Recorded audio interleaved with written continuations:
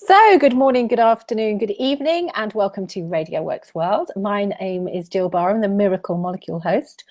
And today I'm having a light-hearted conversation with my lovely new friend, Victor Tarfa. Hello, Victor. Hello. How are you? I am absolutely great. Thank you. How is Milton Keynes? Milton Keynes is wonderful. It's been nice and sunny. Just finished mowing the garden, so it's a beautiful day here. Yeah. Brilliant. Okay, Victor. So just to tell everybody that you have no idea what I'm going to ask you, do you? Yeah, no idea. What have I got myself into now? Huh? Well, the first thing is very easy because what I'm going to do is I'm going to ask you to introduce yourself first and tell us who you are and what you do. All right. My name is Victor, well, middle name W.O.R.K.S. Tarfa. I am a transformational speaker, and I'm the founder of a movement called Millionaires by 40. Now, what does that mean? I don't know. It's it's one of those things that you start and you're not sure where it's gonna go, and then it just goes, and then you just go with the waves and just carry on going. So it's been an interesting journey, I must say, but it's been wonderful. I've enjoyed it. So you're principally working in your home country, which is Nigeria, isn't it? So can you explain a little bit about what you're doing over there? Yeah, most of my work is in Nigeria, and my focus is to transform the mindsets of the younger generation, because I believe changing Africa, Nigeria, whatever it is, it has to do with the way people think. So if I can change the way they think, we can change the way they behave, and we can change results that we actually see in the country. So my call to action to them is to take responsibility for wherever we are now. And we're not trying to improve what's in the country, what's in the system, we're trying to create a new system. And that's what we're sort of focusing on now, because trying to improve the old one only causes arguments and, find who caused the problems, who didn't cause the problem. I'm trying to say, no, let's leave it there. Let's just start again. And who is your target audience in Nigeria? Well, most of my target audience is mostly young people below the age of 40, because most people over 40 have already sort of found their destinations and decided what they want to do. So it's difficult to change their mind. It's possible, but it's a bit more difficult. And so I'm focusing on the younger generation to say, okay, fine, if we don't do something about the nation now, then obviously what the older guys have done to it is not going to get us anywhere. So we might as well start from where we are now and work towards creating a great nation for our children. And is there a need, and I know there's a need for it, but is there an interest in it from these younger people? Yes, there is. There is a massive interest, because the surprising thing about Nigeria as a whole is a lot of people just sit in the problems. They don't like it, but it's like a baby in a nappy, with poo in it, and they just sit in it because it's like they feel helpless. We can't do nothing about it, just sitting there and just crying, waiting for mommy to change the nappy, you see. So I'm like a mommy out there saying, come on, guys, why don't we pull this nappy off and put a new one on? So there is a full interest, because nobody likes the fact that they're sitting in that dirty nappy. They want to come out of it. So most people I've spoken to, nobody has actually argued with me and said, no, what you're doing is crazy or bonkers. They've all supported it straight away. And I'm actually surprised and amazed at how easy it's been compared to what I thought the challenge I was actually going to get. Okay, well, we're going to talk a little bit more about sort of what you're doing at the end of the call as well. But the rest of this call is really about you, the person, you Victor. Yeah. So I've got a few questions for you that hopefully are going to show us a little bit more about the person behind the brand, the person behind the business. Is that okay? Yeah, that's cool. Cool. Okay, so my first question then. So you've got to imagine that you've gone into a posh hotel, and it might even be the Plaza Hotel at Tirana that we've just stayed in together. That's a beautiful one, yeah. Beautiful hotel. So you can imagine we've got in the lift, and you pressed one of those fancy buttons that we didn't work out. Couldn't work out how to work. Yeah. And you're going to go to that very lovely top floor, that executive suite. Yeah, next to you, somebody gets into the lift with you. Yeah. But as you go up, the lift gets stuck, a bit like it did at the like it did actually, yeah. Yeah, in Durras. Yeah, it did, didn't it? So it gets stuck, but it's okay because you can see out. You're not going to get claustrophobic or anything, and the lift's quite big, so you've got enough air, nothing to worry about. So I'd like to ask you who you would like to spend that 2 hours with. So somebody's told you you're going to be there for 2 or 3 hours. The other person that got into the lift with you, if you could choose anybody from dead or alive, anybody that you'd like to spend 2 hours with to grill or you know, just ask all the questions that you've ever wanted to ask, who would that person be? Elon Musk. Oh, who's that? He's the founder of a company called SpaceX, and he's the one that's made the cars called Tesla. And he's a man trying to go to the Mars, and he's the one building trucks that run electricity only cars. And he's just phenomenal. He's building an underground tunneling system like in Los Angeles. He's, you know, I watched his interview a short while, I mean, a few weeks ago, and I was blown away with the kind of stuff he's doing. I think he's like the new Richard Branson, somebody who just takes risks and just does stuff. He's got absolutely no fear. So he's like, yeah, and he talks with so much confidence, you know, the way he walks there, the way he's building the solar panels he's building, you know, for houses, you know, just the way you look at a house and you can see the roof with the tiles. Those tiles will now be solar panels. So your house can run 100% in solar energy. And, you know, he's just in a world of his own. Name for us, Victor? Is Elon, as E-L-O-N, and then Musk, M-U-S-K. M-U-S-K, Elon Musk. Yes. So it's important that, you know, everybody has a look. So I've never heard of this gentleman. Wow, that's strange. No, I haven't. But I will go and look at him now. I think that's fascinating. Okay, so and what are you going to ask him? Are you going to ask him about his business and all that technical stuff, or are you going to get to know the person? I will get to know the person, because I think he's absolutely fearless. And when I watched the interview and he was talking about things he's going to do, and as a human being, I'm thinking that is absolutely crazy, because he's talking about beating traffic in Los Angeles, where a car drives on to a level, goes into like a lift into the ground, and the cars run at very high speeds, like on trays. So they run you around the town so you can avoid all the traffic. You know, he's talking about cars. When you buy a car, then you choose whether you want to use it personally, you want to use it personal and business. So when you get to the car drives you itself to the office and drops you off.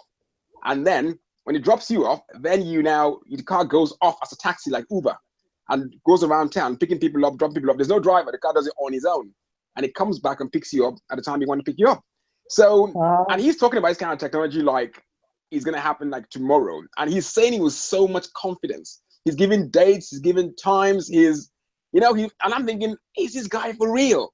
So I'm thinking, so when I watched him, I thought, you know what, he's a proper game changer, and I'm like, no, you know what, I really want to follow this guy, because I really want to know, how does he do this? How does he get this kind of confidence, to take the world on with no fear and no, he's putting his name to it now. By September, I'm going to have this done. By December, by 28, he's even calling dates. So it's like, if it doesn't happen, he's like, there's no shame. I'm going to do it.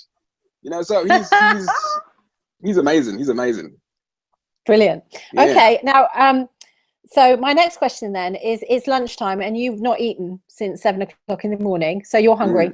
Exactly. And I'm going to magic you, because I know you like your food. Yeah. I'm going to magic you up a lovely table with fine china and cutlery and glassware and a lovely white tablecloth. And I'm also going to magic you up your favorite food that you're going to share with this very amazing gentleman. Yeah. So what and beverages. So I'd like you to choose what meal you would like to share with Mr. Musk. Are we going to get hungry? I'm not sure You we're going to get hungry. No, you are hungry. You're definitely hungry. I'm not letting you dodge it. If I bump into when I bump into him, I'm even going to forget I'm hungry, because I'm going to be like, you know what? Tell me what scares you, please. Tell me what scares you. Does anything scare you at all? And being hungry scares him. Being hungry scares him. Is it all right? Yeah. Okay. So, now let's see. Yeah, you're going to eat while you're talking. You're eating. Yeah. Most likely be a Nigerian dish, to be honest with you, because whether he can eat it or not is another question, because it might be too spicy for him. But I think it would definitely be a Nigerian dish. It's a dish called pounded yam. As it's like a carbohydrate dish that comes with different kind of stews or soups that you can eat it with. And I think most likely it will definitely be that. And okay, and what would you drink with that? I drink with that now. Yeah, exactly. Yeah, it would be like beer, that. wouldn't it? Yeah. Okay, fabulous. Okay, so now I'm going to take you back to the 18-year-old Victor.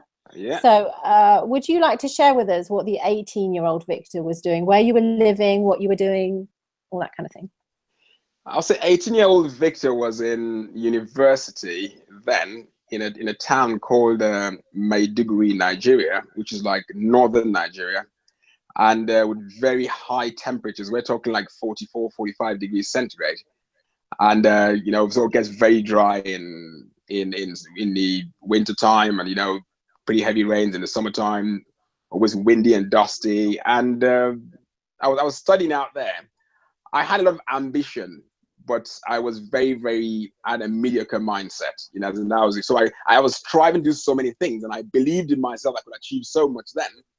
But deep down inside me, I couldn't be bothered to move to even do anything about it. So it's that thing where it's an average mindset, but you know what, I can do all that, but now I can't be bothered to work towards it. So I just sat there in my mediocre mindset and just stayed there as an 18-year-old. I loved having fun, hanging out with friends, going out, because going to university was like one of the first times I actually really got away from home. So it was sort of the feel of, okay, now I'm free, I'm away from home. You can sleep late, you can wake up early, you can do what you want to do, kind of thing. So that was the 18-year-old Victor, I'll say. And what music were you listening to at that stage, Victor? Oh my Lord, can I remember now? What year was I 18? I'll have to remember the year first.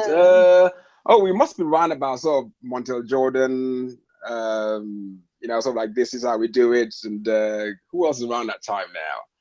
It must be the days. No, Bobby Brown. Was it before or after? I'm trying to remember now. So Boys to Men, I think they were the ones around. Yeah, it would have been around that exactly. time, yeah. What's the name? SWV. What's his name? Sisters Voices.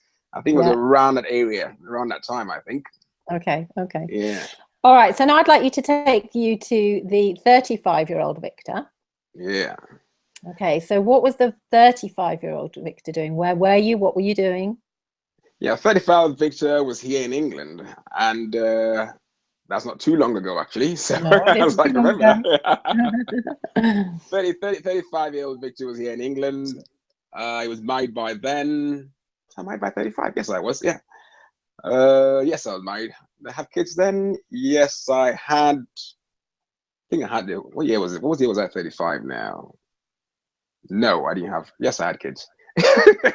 Yeah, because there's kind of 6 count. and 7 now, aren't exactly, they? Yeah, you know what happened to me was I stopped counting my age when I turned 32, and then I started counting again when I got to 39. So I think I lost. To me, I think I call it like I lost those years because I lost track of what age I was. Because when I got to 39, I felt okay, fine. Now I'm at 39. Now I need to remember now because big 40 is coming. Yeah, so, can't ignore that. So yeah. So at 35, I was married, I had kids. I was sort of back into my senses. I was living at living at Watford then. Mm-hmm. And the kids were pretty young. Yeah, I was working then. Yeah, and I was working with Virgin Trains. And it was a great time, I must say. And getting used to being a father. The kids are still at home, so you're trying to juggle between childcare. Yeah. He's a peak of kids going to nursery, wife going to work, you trying to work too. That main juggle part of life. Yeah. So it was great fun. It was great fun. Because I know that you've got 3 boys. You've got a boy, and then you've got identical twins. Haven't you? Yeah. So there's 6, and 5. Well, they're nearly 7 next month anyway. So yeah. So they're quite full on for you. Yeah, it's full on, I'll say. Yeah, definitely. Yeah. Okay, so I have some quick fire questions now. Mm-hmm. Okay, so these are easy peasy. You ready? All right. Yeah. Okay. So, TV or radio? I'll say, it's hard to tell because I very rarely watch TV, and I only listen to radio when I'm really sort of driving in the car and stuff like that. Or maybe something like Radio Works, in which someone sends me a link and says, "Oh, listen to that," then I'll listen to it. So personally, I will say TV or radio. Do you know I could put it apart? It all depends on what is on. Okay. Yeah. So a bit of both. You're allowed to do that. I'll say a bit of both. Yeah, I'll be on the fence with that one. Yeah. On the fence. Okay. All right then. So non-fiction or fiction? Ooh, I'll say non-fiction. I like the reality. Yeah. Are you the oldest, middle, or youngest child? I'll put it in the middle. There's 6 of us, and I'm the 3rd. So so there's 2 of us in the middle, more or less. So in the middle. Okay. Yeah. Middle. Okay. So were you the class clown, the goody 2-shoes, or a bit of a handful? Ooh, I will say in between. I wasn't exactly a clown. and I wasn't a too good one. So I could be, yeah, I could sit on the fence with that one too. There's a lot of sitting on the fence. I'm always on the fence. It looks like, yeah. But I wouldn't call myself a funny person. You say, well, I've got some humor depending on what I'm doing, but I wouldn't say I'm a very funny person. So it's one of those ones in which it's in between, I'll say. Yeah. Okay. You had your moments, in other words. You were Yes, essentially a good boy, but you had your moments. Exactly. Is that fair enough? That's fair enough. Yes. That's fair enough. Okay. So, what's your best habit, Victor? My best habit at the moment, I'll say, is I love running early in the morning. You know, get up, go for a 5-kilometer run. I think it sets me up for the day, and it really makes me feel really, really good. I think, and I think it gives me time to think. Yeah, it's kind of your meditation time, isn't it? There's lots of ways that you can meditate. And we talked about this, didn't we? And that although you don't meditate by sitting in a corner, your meditation is done with your early morning runs. True. Okay, so that's your best habit. So what's your worst habit? Oh no, what's my worst habit now? I think it could be procrastination. As in, it drives me mad sometimes. You know, oh, let's do that now, and I'll do it later, and then never gets done.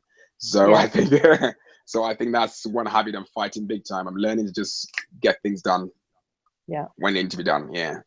Yeah. Okay. You and millions of other people, I think. Yeah. Yeah. Okay. And what do you do to relax? What do I do to relax now? I think I just maybe just lie down and listen to something motivational. You know, that's what I do most of the time. So I just take time, maybe like an hour, and just listen to stuff. And I think that's my best way to relax. A very quiet place, listen to something motivational. You know, just powers me up. Yeah, cool. And do you have any nicknames? Yes, actually, it's funny because my nickname is actually Montel. Montel? As a named after Montel Jordan. And the interesting thing was when I was telling you about when I was 18 years old, and that was the music in that time. And when I went to university, everybody called me Montel at university. And it's interesting that some people don't even know my real name now. So if I come up to some people that I grew up with in Nigeria, and I say to them, if you meet them and say, "Oh, I know Victor," they're like, "Victor, I'm not sure I know him." If you say Montel, "Oh yeah, of course I know Montel." You see, so some people even thought that was my real name, and they still do actually. Some people still think it's my real name. I think it suits you. Yeah, possibly. Okay, and now, as you know, because we had a chat, you know that I sing. Yes. And I like to sing. So if we're out together and we're having a few beers, because I know you like to drink, we've already said about beer, and I get you up on stage to sing your karaoke song, what would your karaoke song be? What would my karaoke song be now? Wonderful. I don't do much singing. It all depends on what comes around. But what would my karaoke song be? I think there's one song I've always liked, which is Prince, the late Prince, his song, "The Most Beautiful Girl in the World." I think it's, I don't know why I like the song, but it's just been one song I always, if I'm going to sort of go on stage and sing something, it's going to be that one. It would be that one. Yeah. Okay, cool. Thank you for sharing that. All right, so I've got another scenario for you. Ooh. So this time, you're not in a lift. I'm going to send you away on holiday for a month. You can choose to where you go. And I'm going to organize all of the flights and all of the accommodation, whatever you want to do. So there's no stress, basically. Everything's going to run really, really smoothly. Yeah. So what I'd like to know is, who of all the people that you know would you take with you that you could spend a month with without a crossword? I think I'll take my wife, because I realized since we've had the kids, it's been on and off, and everything we do is always been a juggle between either if she's at home or I'm at home. There's very, very few moments where both of us are at home at the same time. So it's one of those things in which I think we need to sort of get away for a month. As in, I think it'd be really, really cool if we could do that. And it's interesting because if you're going to go away for even 2-3 days, you're worrying about the kids, who's going to look after them, can they look after them properly. So, and even the last time we got a chance to get away for 2 days, it was when my wife's sister was around during the summer holidays, and we're like, you know what, you're here now, see you later. and we missed you, you know. So at least we felt confident that, okay, she's very close family, so she look after them properly. So, but that worry, as in, so even when I said to my wife, we can get a nanny and pay someone and go away, he's always like, are you sure? You know, and even if you go away, there's that constant worry, are they okay? Are they okay? Are they okay? You know, and even when we went to Nigeria, the plan was, we went to Nigeria with kids, okay, fine, leave them with the grandparents. Let's just, both of us just go and stay in a hotel. They can stay with my parents. But even with that, she still end up going back to go and stay with them in the house. So I was more or less going back to go and sleep in the hotel alone, and then she was still with the kids. So it's a bit hard to solve. Even when we get a chance, it's hard to pull her away. Hard to imagine. Yeah. So well, I'm going to get you the. I'm also going to get you the best childcare in the world. Yeah, you know, perhaps I'll even look after them for you. Oh, that'd be wonderful. Because I'm the best mum in the world. Exactly. Okay, well, I'm pleased you said that you'd like to take your wife, because I think that would be a fabulous thing to do. All right, so you know that I have a music background, and so one of the things that I want to do with this show is to create a playlist. Yeah. So everybody gets to choose one song that goes on to the playlist. Yeah. And this has got to be different to your karaoke song. Yeah. I'd like to know what song you would play to make you lighthearted. So if you're feeling a bit, what song would you put on to make yourself feel? It's R. Kelly's World's Greatest. R. Kelly, the World's Greatest. Yes, because I think that's one song that most of the time when I'm going to an event, I'm going to speak at an event or whatever it is, I listen to it in the morning, because I think sometimes maybe we don't praise ourselves enough, you see. So when I listen to the song, I say, you know what, Victor, you're the best in the world. So listen to that. Yeah. So when I listen to it, I'm like, oh, you know, it sort of pumps you up, and you're like, you know what, I'm the world's greatest, so let's do it. You know. Do you have it as your walk-on song as well? Not really, no. I just sort of play it in the morning, sort of like over and over and over again. Maybe like when I'm in the shower, when I'm getting ready, you know, I'm just playing it, so it just sort of sticks in my head. Okay, fine, you know what? Don't worry about thinking, oh, are they gonna like me? Are they not gonna like me? Is it gonna be a good speech? Is it not gonna be a good speech? You know what? You're the best anyway. So you know, just go for it. Brilliant. So it sort of puts me in the right place. Okay. Thank you for sharing. So we'll put that one on the playlist. And then, as you know, because we've spent some time together, you know, my real passion is nowadays is helping people with their health and specifically looking after their heart. Yeah. And not only the heart that is the physical heart, but also your kind of spiritual and emotional heart as well. Yeah. So my kind of last question to you is, what do you do, Victor, to look after your heart, the heart that you have to give to the world, so to protect yourself and to nourish your spiritual and emotional heart? And also, what do you do to look after your physical heart in terms of what health measures you take? Yeah, well, my spiritual heart, I'm a Christian, so I wake up early in the morning, sort of pray, spend time, read the Bible, and then so that's sort of my spiritual heart anyway. And I sort of guard it based on what I studied, like in the Bible, and it sort of goes in line with my behaviors kind of thing. So it's sort of what puts me in place all the time. It's sort of like, okay, fine, what you're about to do now, is it right? Is it wrong? How does it help people out? And, you know, so whatever I do, there's always that question of, what is the impact? How does it touch anybody in a special way? How does it change anybody's life? You know, and my heart is there always constantly, as in, if I'm going to go, wherever I'm doing, wherever I'm going to, if there's no positive impact on people, I feel there's no point actually doing it. So I'm always asking that question, what is the positive impact there now? You've met this person now, how have you left this person any better than you met them? You know, so is that constant thing I'm doing? So but my physical heart, as in I go for the runs normally, but I'm not one that actually diets, because I'm one of those people who I could lose weight easily. So even sometimes with the running, I sort of stop for a while sometimes, because I'm thinking, you know what, I think I'm losing too much weight now, so I need to sort of play catch up and then carry on again. So maybe I need to work on my diet to create a balance between the exercises and the eating. And then if I create a good balance, and at least I can go ahead with I can run whenever I want to and still maintain just the weight I want. Yeah. So see me. Yeah, exactly. Because I can help you with that. Because it is true that, you know, one of the things that is very common, and particularly for people that come to running, and, you know, the world is cycling now, aren't they? Everybody's we live in this amazing place in the middle of nowhere where we've got cyclists past us, you know, all the time. Yeah. But of course, it is true that exercise, bizarrely, puts a lot of stress on the body, and particularly free radical stress on the body. True. And so to exercise actually is a stress on the body. So anybody that does exercise and anybody, and as you've identified, you need to be able to go in and protect yourself from the free radical damage that you're doing to your body, and also the lack of nutrients that you're going to be suffering as well. True. So you're absolutely right. You know, the elite athletes, of course, they've got nutritionists and people looking after their health. And I think this is one of the areas that, you know, I like to work in as well, is to be able to say, well, you know, just doing what you're doing and your body's showing you that, it's going, oh, you know, I'm not managing. So to be able to put those things in that are going to support the activity is really, really important for long term, because we all know people that look fit and healthy, but actually a heart attack, and everybody goes, oh, how did that happen? Yeah, it's true. It's true. We all know people like that, and that's because they're super fit, but they're not necessarily healthy. True. Yeah. So you know, we need to work on that for you. Okay, brilliant. Exactly. So thank you very much. So what is coming up for you in the next month and up to Christmas? What are you excited about? What can you tell everybody about what you're doing? I must say this is the most exciting year ever for me, because it's the year actually I turned 40.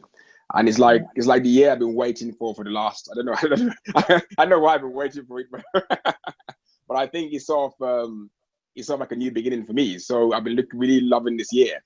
And I think within the last 1 year, I've been quite busy, because the whole Millionaires by 40 movement started like a year ago. And when I look back, I can say to a large extent, it sort of went a lot faster than I expected. So in 2 weeks' time, I'm going to be in Nigeria where I'm speaking. And then when I get back, I'm taking 2 months off. So that's July to sort of look back at 1 year. And so maybe write everything down I've actually done.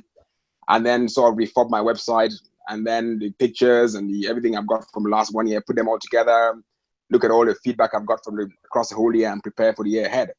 And then once I've done that, that's for July.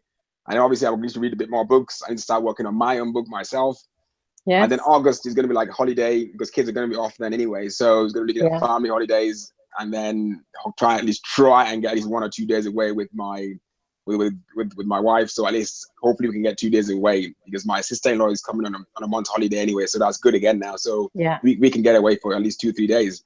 Yeah, really important. Really important, yeah. And then once it gets to September, I'm back in Nigeria again at the beginning of September for an event in Yola. And then we've actually got an event which we're working on now in London, and September 23rd, 22nd, a Saturday anyway, around about then. Yeah. And then obviously my birthday is November, so I'm looking forward to that too, because I'm planning to have like a proper 40th birthday party. So I've started planning. Cool. Yeah, so I've started planning that one too. So it's quite cool. Well, I have to tell you that I really loved being in my 40s. I think that was the time that I really was felt, oh yeah, you know, this is a great age. And I know that when you're in your 20s, you never think that you're going to say that. True. But actually, from my 40s onwards, you know, I like you, I was much happier. Okay, right. Victor. So where can we find you? Where can we search for you? Where can we know more about you? Yeah, I've got a website, which is www.millionairesby40. That's the full words out, millionairesby40.com. So it gives a bit more information about the movement, and there's a few videos on there too. I've got a YouTube channel too, which is all linked up to the website, so you can watch a few of my videos there too. And then I've got you can find me on Facebook too, as in Victor Dauda Tarfa. The Millionaires by 40 has a Facebook page too, so you can like it and look up there too. But so mainly all over the place, basically. Yeah, all over the place. Well, thank you, Victor. I've really enjoyed so much, Jill. A light-hearted conversation. I hope you have too. Yeah, I definitely had a great time. I really had a great time. Thank you so much. Really appreciate this. Good, absolutely. It's a pleasure knowing you. Yeah. And I know that we're going to be friends for a long time. Definitely. Thank you so much, Jill. Okay. Pleasure. Thank you very much, and I'll speak to you soon. Okay, thanks a lot. Have a wonderful afternoon. Okay then. Thank you.